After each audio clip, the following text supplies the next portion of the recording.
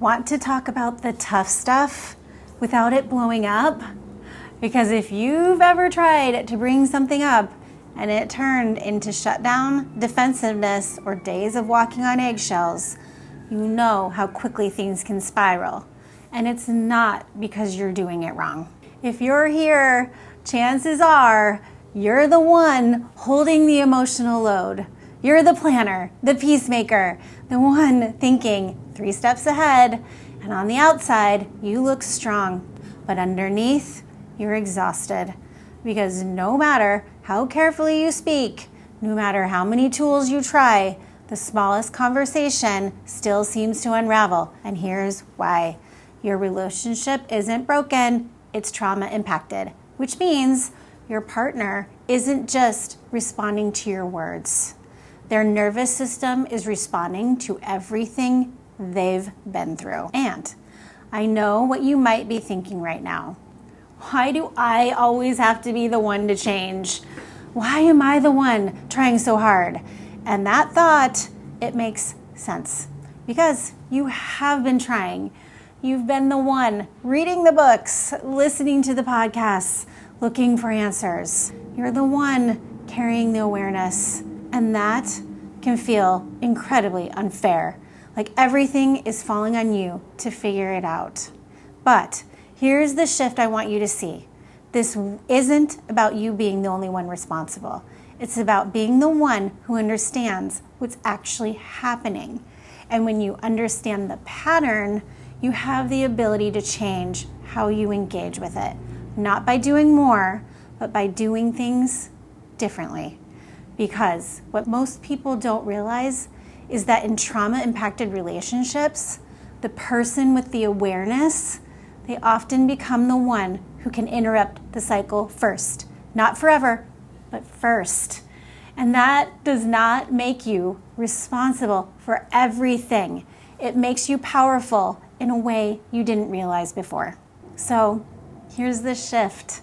It's not just about what you say. It's about the conditions you say it in. Because no conversation will go well when someone is triggered. Those moments, they're emotional landmines. So instead of trying to push through, we do this differently.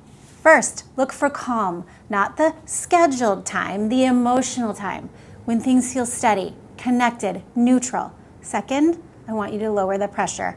Skip the sit-down, face-to-face serious talk.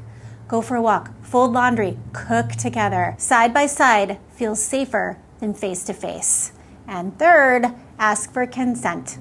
Something as simple as, hey, I've been thinking about something. Is now a good time to talk? That one question, it can change everything. And when do you start? I want you to keep it simple. Not a long explanation, not everything all at once. I want you to try something like, hey, can I run something by you real quick? Or, I've been thinking about something small. Can I get your thoughts? Or even, hey, is this a good time to check in about something really quick? These, they feel lighter, less loaded, less threatening, more like an invitation instead of a we need to talk moment. And if you want to anchor safety even more, you can follow it with, I'm not upset. I just want to figure something out together. Because the goal here isn't to dive into the issue immediately. It's to help their nervous system stay calm enough to actually stay in the conversation. If you're thinking, this is exactly what keeps happening for us, I want to help you understand your pattern more clearly. That is exactly why I created the Relationship Pattern Assessment. It gives you a blueprint so you can stop guessing and start approaching these moments differently. You can take it using the link on your screen. You're not failing at communication.